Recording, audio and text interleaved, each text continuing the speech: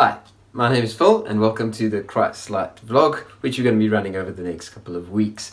So I thought we'd get going with the concept of happiness. I want to know what you think about the idea of happiness. And it seems like such an endless maze of an idea. There's all sorts of dead ends when it comes to happiness and wrong turnings. There's all sorts of, I'm right back where I started,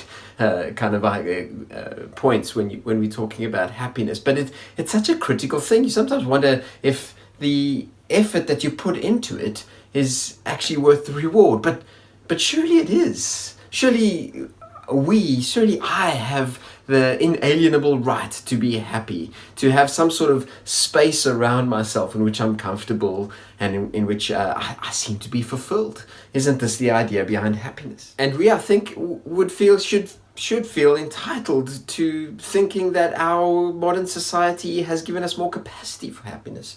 Surely our advanced technologies and our developed economies have given us the opportunity more than ever before to find this happiness that we so desire. We are certainly safer and more efficient in our lives, but there are some strong indications that that's not necessarily the case. The rates of divorce, rates of loneliness and mental illness and depression, these things seem to indicate that modern society isn't really giving us the solutions, the answers that we're looking for. To be honest, I've often seen happiness in places where I would least expect it. A tiny little rural undeveloped village in Malawi, for example, where they do not have electricity or running water and where their houses are made out of mud and grass. I've seen happiness there. And on the other hand, I've often not seen happiness in the places that I most expected, in the luxury homes of the wealthy and the famous. That's where you would expect to find happiness, but I haven't seen it there. So then, how do we deal with this concept of happiness? And to be clear, if you're thinking right now, happiness seems so far off and such an unattainable goal, I'm not excluding you. In fact, I'm including you if you are frustrated, if you are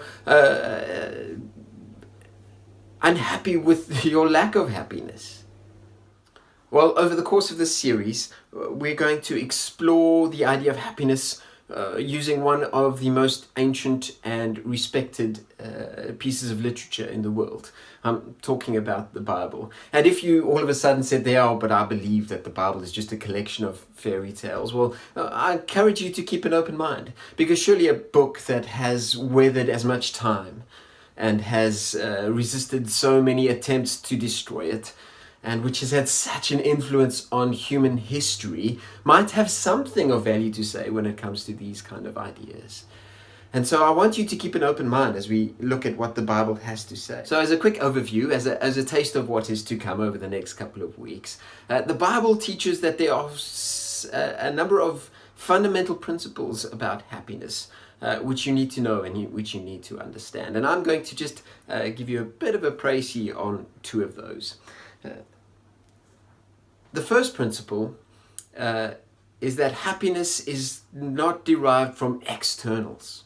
You cannot find happiness in your job, in your bank account, in the car that you drive, in the home that you live in. You can't find happiness even in your friends, or in your followers, or in your partner. You cannot find happiness in a husband or in a wife. You see, externals are far too fickle.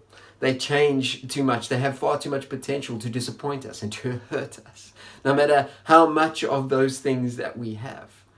There's just too much opportunity for those things to let us down instead of to build us up. And so happiness cannot be found in externals. No, it has to come from something inside of us. It has to come from something that does not change with the changing seasons, but is consistently and always there.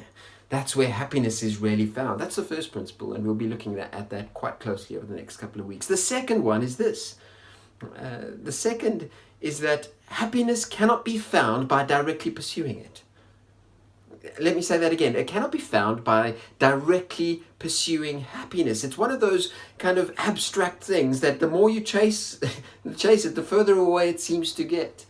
Rather, happiness is always, in biblical terms, a byproduct of pursuing something else, something that is more important, more fundamental, something that is more fundamental, something that is more worthy of our attention and our efforts. And this is a very critical concept, because it means that we have to perhaps reconstitute our idea of what is really important in life. And so the Bible teaches us that when we pursue what is really important, what is really significant, then we become happy as well.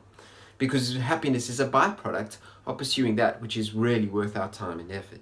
So there's a very quick sneak peek into what's coming over the next couple of weeks, and I trust that you will follow us and have a look at what we're going to be saying over the next while. Thank you.